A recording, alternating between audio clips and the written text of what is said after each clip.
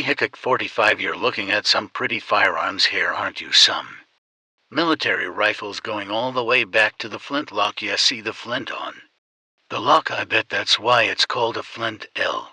Like what we're going to do today is give you a look at some of the main firearms that were issued to the military, beginning with the flintlock and then all the way up to current times. We got flint lock, cap lock, we got single shots bolt guns, got the old Grant semi-automatic M14, and we've got high-capacity semi-automatic AR-15s and 16s. Okay, so we happen to have a representative assembling pretty no CH here at the compound of all the main issued rifles, infantry rifles. However, you want to look at it, and what we're going to do is give you a look at each one and kind of where it fits. But before you do that, I just can't resist starting out with a shot or two here from this old flintlock. Let's put a little powder in the pan and see if we can get it to work. It's actually loaded. Let's close frickin' point it down range, put my ears on and see if that watermelon can stop a 75 caliber ball. How's that if I can hit it? You've seen me shoot this before. All right, wonder how many what Ermelons I got blown up with brown vests back in the day. Pretty fun. That's great. That's what that is. Happens to be a brown bee, and there are different stories about why it's called a brown bee, and so we're not sure about that. This is a shorter version of it, so let's just start here now. What we're going to do, as I said, these are some of the main UH types of rifles. This is almost a basics video, even though this could become the encyclopedia of videos, right? Because we have so many different firearms, so we're not going to turn into that at all. I wanted to just give people an idea, especially people who are not that familiar with all these different firearms, types of firearms, a little bit about each era and how the progression of firearms, how it evolved, and technology, and that's that sort of thing. It's kind of a quick and dirty, but I'm sure it will be too quick. You know how I am, right? Because each era, each generation, each war had a major war, a different technology that seemed to come about, and it was used as the primary type of firearm. So I'll leave some things out. Of course, there are dozens of firearms that were used in all the wars and by the military from the 1700s up until now. Obviously, they're not on this table. I'm talking U.S. military. They're not on this table, but we've got BR at a much a representative sampling of the main rifle that was issued. Let me put it that way. Okay, so I know there'll be some, actually that was a lean rifle, was a M1 carbine was issue. We know about all the other firearms, a little bit about them, but let's talk about these that we happen to have at the compound. The one reason we're doing this is I have this crack borrowed. That was the one gap I had right there. That's not mind that the crack is not you saw that in the video hopefully recently, so we got that gap filled, major gap, and so we pretty much don't have any major gap as here. So let's start out back in the 1700s. So in the 1700s, that the flintlock was the thing. Early 1700s up until the early to mid 1800s, this was high-tech. The flint on the lock, and you have seen this. We have videos on these. We will link to the videos, or I will put them in the description. And you saw me put the powder in there, and I rammed the ball W in the barrel, and that's what you had to do. And you had to keep your flint right, keep it sharp. You underscore it. The flint would hit the frizzen and light the powder. Let's make another spark. See how that see the spark lights the powder. Got the little hole there, lights the powder in the chamber, sends the ball out, and that's what happened to that watermelon. That's why he's on the ground right now. Okay, I said this happened to be the brown best. The brown best actually was a much longer barrel. Generally speaking, this is the shorter version of it for my own purposes, for something to shoot and play with. I don't want that. The brown bass I think is taller than I am, as with a lot of rifles. I prefer the carbine version, but a lot of the issued rifles were full length, right? So, and this was used for about 100 years. This was king, I guess you'd say. It was the British, what they call it, the land pattern musket, and it was used around the world during the expansion of The British Empire, it was very common of course in the colonies during the Revolution, the American Revolution. It was used on both sides, but now again it wasn't the only a flint lock that was used, there were others, and I just happened to have this one, okay, and it was a very common one, so, but that was a technology that was used during the American Revolution. That's the main thing. Before this you had the wheel locks and matchlocks and everything, but during the American Revolution you're primarily dealing with this type of rifle with a flint lock, okay, 1770s, 1780s, early 1800s. This was it all right, and that's what they had to deal with, a ball that's a 75 caliber ball, that's a big old chunk of lead that just went through that watermelon. Okay, so that was the ammunition for it, and use black powder, smoky and dirty. You can see from one shot that's very dirty. Okay, so that was that reliable, I mean pretty reliable. You got your a flint set, right, and everything, and sharp, so then the progression in the 1830s, 1839, I think, or 1840s, they came up with a cap lock. I don't have a cap out here, but you put a capo and on the nipple there, and you do away with the K&E for flint, so it's kind of a primer. And I have videos on this gun, of course, and you can still use round balls, but they also, during the Civil War era, used the mini ball developed by a fellow in France, and that's more like a mini bullet, and that's what I like to shoot in this gun, because this is a Civil War, very common Civil War rifle. This is the 1858 Enfield, and it's much like the Springwell, the 1862 Springfield, I think, or 60 for the Springfield rifle. These were the same. Again, I happen to have that Enfield, but this is representative of what the riff of that area were like. Cap lock, so we're moved from flintlock to cap lock. Other rifles were made there, lots of them. Going to look in a history book low.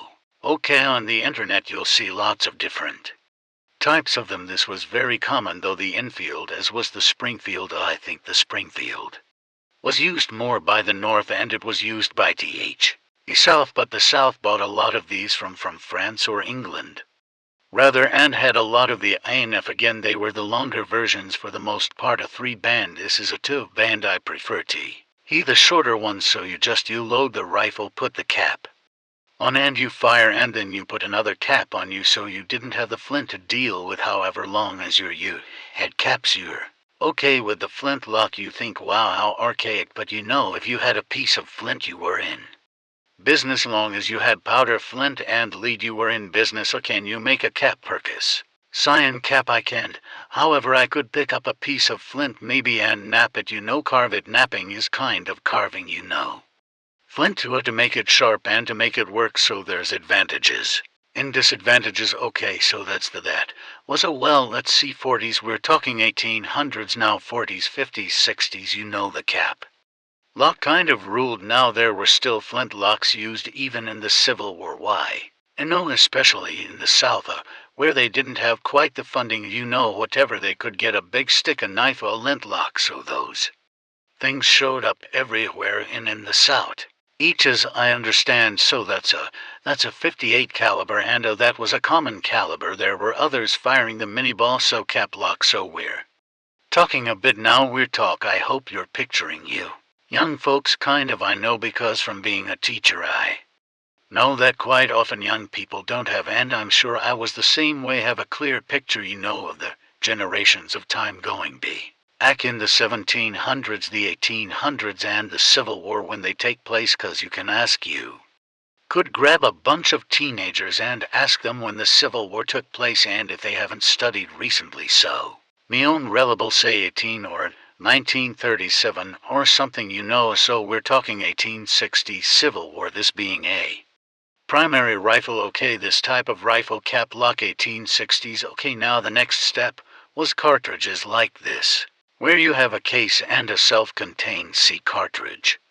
Not have to load through the muzzle, all right, and that takes us into 1873, the trapdoor Springfield. Now, before we talk too much about the however, actually during the Civil War and in the 1860s, that was a great time of transition when it comes to firearms. Because even during the Civil War, when most soldiers were carrying summit hang like this around on both sides there, were cartridge guns, the little 22s, the Henry rifle you might have seen in the movies. Lever gun, pretty nice little lever gun, the Spencer of the Sharp C.R.B. That's of course that loaded from the breech with a paper cartridge, I think, but there were lever guns and there were cartridges.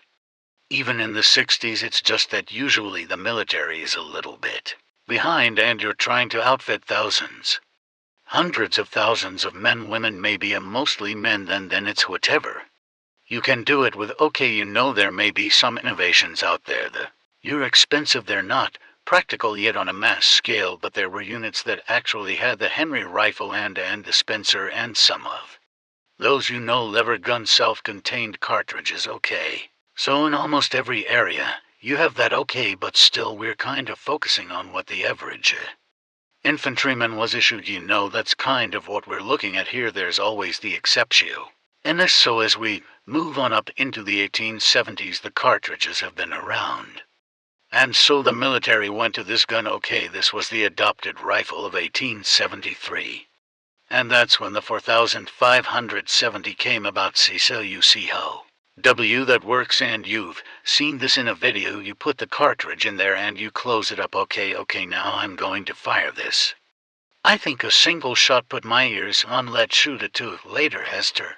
Rifle sights, and you underscore it, jacked it out, and you put another one in, so that was a lot faster than a muzzle loader shoot that base maybe. See, so that's pretty clever. You've seen that before. That's a breech loader, that is our trapdoor. You can see why it's called a trapdoor. Springfield. Okay, pretty cool. Now, before they started manufacturing these in the early 1870s, they took a bunch of these and they cut them out, so there actually some of these where they converted them to have a trapo on them. So it's pretty neat to use a cartridge, because there were so many of these on, and you notice they're very similar in design. So that was the big difference. They actually cut some of those out, but this is in 1873, and this was the military rifle for about 20 years. Age 73 to 93, that was it. Okay, so you see that in the movies you're watching, the westerns, or you know, whatever's going on, if there's military outfit, they have these, either the long version or in the carbine version, you know, the cavalry be carrying usually the carbine. The western movies are full of these, of course. Now you might be asking yourself, okay, that's cool, so this is what the military was carrying, using in 1880. 1885, think about if you had been living back then, what would you have been carrying? What do you see the cowboys carrying? They're not usually carrying nether, are they? They've got a cool 1866 yellow boy brass receiver lever gun, or in 1873 or in 1886. See, there were a lot of guns that were further along technologically, but again, this is what the military had issued to them. Okay, 1873, interesting gun. Well, that was black powder. Now to it was black powder in those cases, not in the ones I just fired, but we're still black powder with all of these good old messy black powder. The first smokeless powder was the Krag right here in 1890 to 93. This became same other thing, 30 caliber. They changed to a smaller caliber and use smokeless powder, so this was quite an innova. And it's not a big deal to us. Let's put a couple of rounds in it. Well, I'll show you how it feeds. I don't think I'm not going to shoot this one. Remember, I did a video recently on this. You might have seen it, and in there put the safety on, unlock it, get out, had his unusual feeding system. Okay, so this was kind of a short-lived gun. It didn't last all that long, because we discovered that we liked the Mauser much better during the Spanish-American War. We encountered those down in Cuba and decided that was cooler and more effective than even this, and this was quite a change. This was the first rifle that we adopted for general issuing that used smokeless powder, the C.R.A. Jorgensen rifle. Okay, kind of a very different sort of loading mechanism. You probably, many of you might not have seen anything like this if you haven't seen our CAG video we did recently, so that's pretty interesting rifle. I've always wanted to shoot one of those, but a bolt gun. We went to a bolt gun, and with a bolt gun you can shoot a pointed cartridge, 'cause they're not stacked in a magazine Like a lever gun, that was one reason that they were not using lever guns. That's on. A question that might be entering some of your mind about now. Here we're talking about like even during this era, the Civil War, there were lever guns available, not many, and then all through here, 73 and up into the 90s, we're talking about the lever gun world, aren't we? If you watch the westerns, everybody lever guns, nobody's carrying this stuff well for military application. They wanted point deep bullets because you get more velocity, you can see it the further away, maybe more. We've never really adopted lever guns since the military, and for that reason, that's one of the reasons. And then also Rom, the prone position is a little bit of a problem, you know, the lever and everything. So anyway, pointed bullets, bolt action. So for 20 years, that was it. Our first smokeless around that we adopted well. Spanish-American War 1898, we encountered the Mauser, which is a great rifle, great bolt gun, and it had some advantages over this, so we more or less took that idea and copied it, and in fact we repaid. We had to repaid to the Germans for that, as I understand. I saw this on the History Channel one time, talked about how actually during World War I, while we were shooting this gun, the A3 SPR, in field at the Germans, we were paying them royalties. Because we were using, you know, the Mauser action, you know, we had copied it, and we're paying royalties. But that's what we did. We realized what a great action that was, and we also. Now it started out, this is the A3 Springfield, chambered in something like 303 or something, which was more like, I think, the other Krag round perhaps, and OT quite as pointed or powerful I've never seen, want to tell you the truth. And so the development of a better cartridge was underway there, more like what the Mauser fired, you know, 8mm, and we came up with, guess what? I believe the round is still around today, the 30-06. So this gun was come up with, I guess you'd say, in the 03 is why it's called the A3, but before it was adopted really, and I think 0 and 05, maybe 06, we had developed the 30 OD6 cartridge, so in 05 and 06, so that's why it's called the A6, the 30 caliber A6. So the 06 and that cartridge has nothing to do with amount of power, the length of the cartridge, or anything like that. It's a year that it was adopted, or we came up with it, so 36 in the A3. Okay, so the gun kind of dates back to 2003, 1903, and at fires the 30-06. Now this particular gun, it's a Springfield, and this is a recent pickup I have acquired. I've always one of these. Finally have it, and it's a Springfield, and it's the serial num. Our dates it takes it to 1918. It was rebarreled in 1940 so it's a neat one. I like it. It's a sweet show. In fact, let's shoot the thing. I've not tried the other clips, see if I can use TH. Am I usually challing? Hey, that was pretty smooth, wasn't it? Okay, let's get some ears on. Take a couple shots with this thing, alright. Go across a hill. Well, that's a hard-hitting gun, 30, the OD6, pretty ice. Now this gun has a long history. It started in again 03, first part of the 1900s, 20th century, and it is the rifle, a good old bolt gun comparable to the Mauser we had. It, you know, great gun, very occur. It sweetie, and it was used in World War I. This was our rifle, you know, World War I, and then even in World War II still in use. Even though the Grant came along, this gun was St. L in use to a great extent, really, because we couldn't make enough guns, and there were units that used this for various reasons. We'll go into all that. As a sniper rifle used on up into the 60s and 70s, you know, scoped out, so great rifle, famous for being accurate. And a beloved rifle, no doubt about it, the Springfield A3. I kind of wanted a Springfield, you know, this one was made by Springfield. There were some Remingtons and other companies that made them, but I wanted a Springfield, and in a pretty nice version of it. So this is a cool gun. So that's kind of the history of that. So that was for a long time of the adopted rifle, right up into the grand days, and then still used beyond that. That takes us to the grander again, 30-06 again, fires the same cartridge, Dosen T, and this is that beautiful rifle. You've seen this in action. I hope I've got the bayonet on it. I thought probably wouldn't shoot it. Now this Garana bayonet fits on the A32. That the A3 came W. Like a little bit longer by it, then they shortened a little bit, cut them down some by the time we got into the late 30s. This takes us to the late 30s is when the Garand came along, invented by John Garand. He actually pronounced his name Garand, but everybody calls it Gen, right, kind of like carbine, Garand. You people look kind of funny if you call it a Garand rifle, but it is the Garand. It is the Garand and a late 30s, and of course that puts us in World War II, doesn't it? This was the primary battle rifle along with the A3 World War II. You've seen it in action. And many, many, many movies, probably video games, and everywhere else. It's a beloved rifle as well. This is the one that Patton said was the greatest implement ever devised by man, or something like that.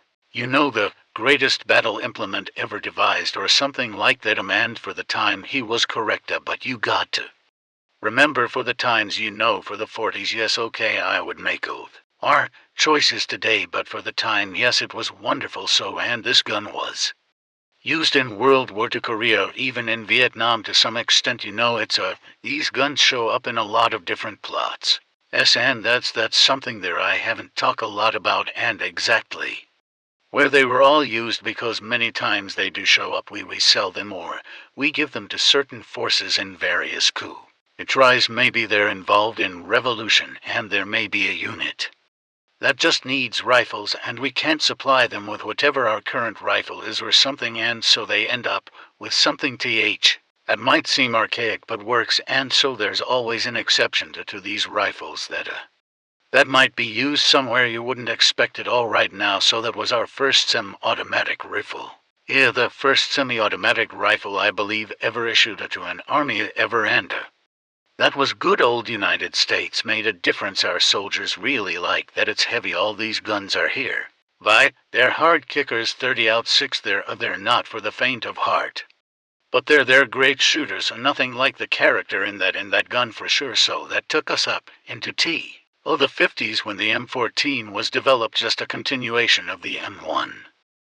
Basically chawing the gas system a little bit, and it takes a detachable magazine. As you've seen the M14, the M1A, and ITH.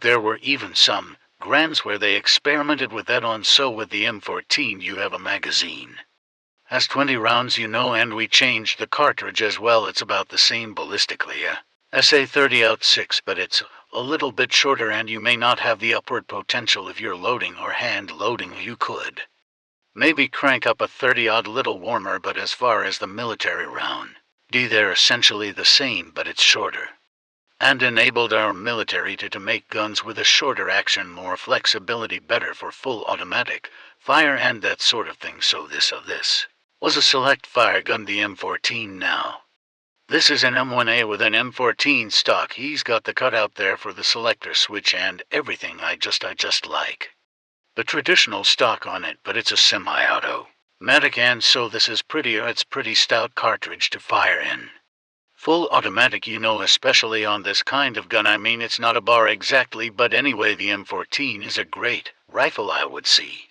who sit over the Grand any day. I have yet to have any trouble with an M14 or M1A. They just always work, whereas I had some issues with the feeding system on both of the GRSI they had, and the gas system on one of them. Let's take a couple shots with this thing. What a nice gun. What, we got a watermelon left. We almost forgot about him. That took care of him, didn't it? Wow. Let's shoot that water, or that too. That's enough for that, I guess. That round later. Okay, so detachable magazine. Big difference there, and just a sweet rifle. This rifle is still in use today. 57. It was used in Vietnam in the 60s and early 70s. It's still used by some units today, I understand, in the Navy quite extensively, and it's just we have a lot of these are in the warehouses, I think, and hey, they pulled them out, and various units still use that gun to this day. It is a well-liked firearm. Okay, so the semi-automatic we went from the gun to a detachable magazine, and we still in a big caliber. Well, then you know what happened. Vietnam's going on. Eugene Stoner with armor lights working on an AR-10 in the same caliber, 308, in a gun that looks like this, and that would be in the 6 in the Yes, 60s and lo and behold, before you know it, we have something like this in our hands, made from aircraft aluminum, and actually the first ours were called AR-15s, that's what Stoner called it, but when we chambered it for the 5.56 round, we had designated as the M16 in the select fire mode. And that's what you have right here now. This is an A2, and I don't have one of the old ones, the Vietnam era. Like I say, the guns that I brought out, and I happen to have everything almost that. Except for the crag that pretty well represents that era, and this is as close as I can get. This is an A2, early A2, and it's ALU. Minimum and plastic and polymer, and so this was a big switch. Big switch. Those of you who have been around a while, you might remember, or any of you might have read about the resistance to this gun, because when it was issued initially, it had some problems, mainly because of the ammo we were loading with the wrong powder, and it was causing hang-ups. We weren't chroming the chamber, chong the load. Started chroming the chambers and barrels too, I guess, and finally told the guess you do need to clean. I think initially they were told they wouldn't even have to clean these things. This is real. Lee space, ain't no need to clean it, just shoot it, well, that's not true. So once they started lubing them correctly, got them chrome lined, and got good ammo and not so many problems, worked a lot bet. So this was the weapon. Now when we started to Vietnam era, it was the M14U. No, and M1 carbon and things like that, and even a few GANs, but then in the 60s, the transition began here, and that's the way it is in every era, every war. There's always that transition period where some people, some units have this gun, others don't, so it's hard to talk about. This is the gun that Washington is used in that war, or during that war we used this gun, because there's always that gray area in the transitional periods. And even as the gun evolves, so but this is what we think of, and the Vietnam era with the triangular forearm and everything, and the skinny barrel. So the AR-15, the M16, and that was quite a switch, wasn't it? So that takes us all the way into, the 60s, the 70s, the 80s, the 90s, the Marines, and just everybody, AR-15 pretty much, except for certain units still, carrying or using the M14 and a mixture of other things as the main rifle, and then of ours, this gun as it evolved into something like the M for nowadays. And for several years now, when you see soldiers, excuse me, you see soldiers, they're carrying a smaller AR, aren't they? Or M16 and M4 is typically called that collapsible stock, shorter barrel, and just a handier piece. Let's take a couple shots with it. It's one of my favorites. See what we have here too. We have another too. We got to take out. I'll tell you what, they want to attack me. I see a big 5-gun jug of water here. Might need to work on him a little, but nice. What else did I leave? I left a red plate over there. So these work too. They work quite well, and they shoot that little bitty 5.56 round, but it's very fast and can be very effective. Sorry, I didn't mean to desecrate the Civil War rifle there with a 556 round. So the M4 is kind of where we end up today. It takes up current military. This is what you see people car. Of course, it's select fire, generally speaking, and it may have a 14 inches barrel, but it's firing that round, generally speaking, and it looks so nothing like that. I've got the detachable carry handle on this one. I can take it off and put flip up sides or anything on there I want to, and this is a Colt M4 that I have. Like I said, I'm just showing you what I happen to have, and they are kind of representative of what's out there. Let me lay that one back down. Okay, also I meant to mention on the bayonet issue here, we used to, I have the longer bayonets like this that were mainly big-toed stickers. And the one that was issued for the A3 was even longer. They cut it down some. They began to realize that they could double duty you. In fact, somebody was telling me that they had trouble riding in trucks. Once we start hauling troops in trucks, you get these long rifles with a bayonet 15 in long. They were sticking hull into the canvas roof and everything, and there, so we went to more of a knife. Soldiers needed a knife, so that double as a knife and a bayonet when it was needed, cause this isn't needed that often, so that fits on the AR, and it also serves as a nice knife. They're so meant to mention that as I went through now that was I don't know might have seemed long but what. I wanted to give you as kind of an overview there of the era and the wars and I probably forgot to mention some things I meant to but again you got the flintlock you Revolutionary War up in. To the early 1800s 1840-50 and you get the cap. Lock era where you're just putting a cap on the nipple still loading from the muzzle up through the Civil War then as the Civil War is going on techno. Log is increasing everybody's working on the best guns you got lever guns you got. Cartridges being developed in the 60s both pistols and rifles and then.